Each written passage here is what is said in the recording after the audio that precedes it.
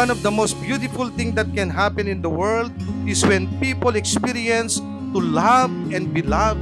Kapag ang tao in love, hindi mo ma-explain yung saya. Kayo na naranasan ng nagmahal at minahal. No one ever saw me like you do. Thank you for being here. Hi, Marv! Here's a little token from Diane. She hopes you like it.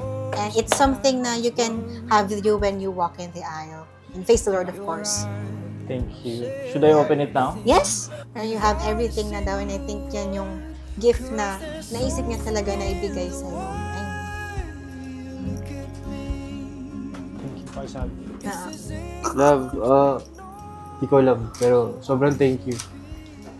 I'll see you later.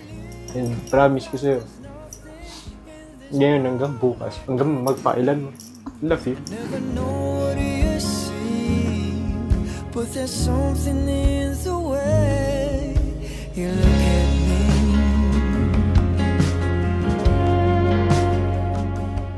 Dahil sa'yo, pinasaya mo ulit ako. Ang binuo mo ko at tinuring mong anak at kaibigan ko si Chio. Salamat na minahal mo kami. Pangako na mabahalin ka namin habang susunod.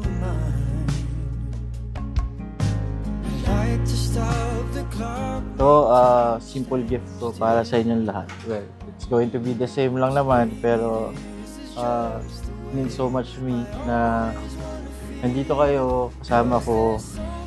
At, well, simula bata tayo, magkakakilala na. And then, di ko alam, pero sana next time, may mangyari ulit na ganito.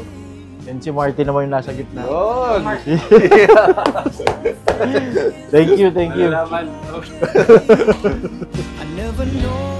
Ganyan ang nakikita kong istorya ng pag-ibig ninyo, Jerome and Diane. Another chance to love and be loved. At yan ang tunay na pag-ibig, di ba?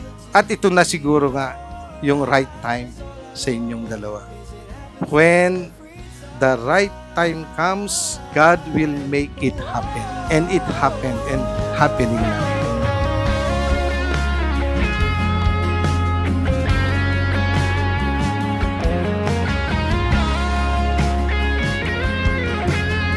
I love you.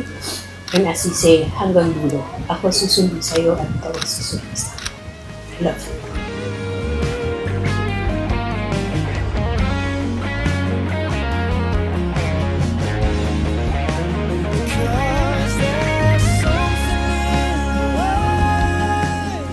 Love, I promise to grow with you, to build a home filled with laughter, understanding, and unwavering support.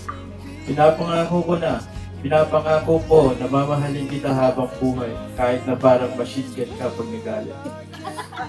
Pero kidding aside, handa akong ipagpalit ang kaligayahan ko para sa kaligayahan mo.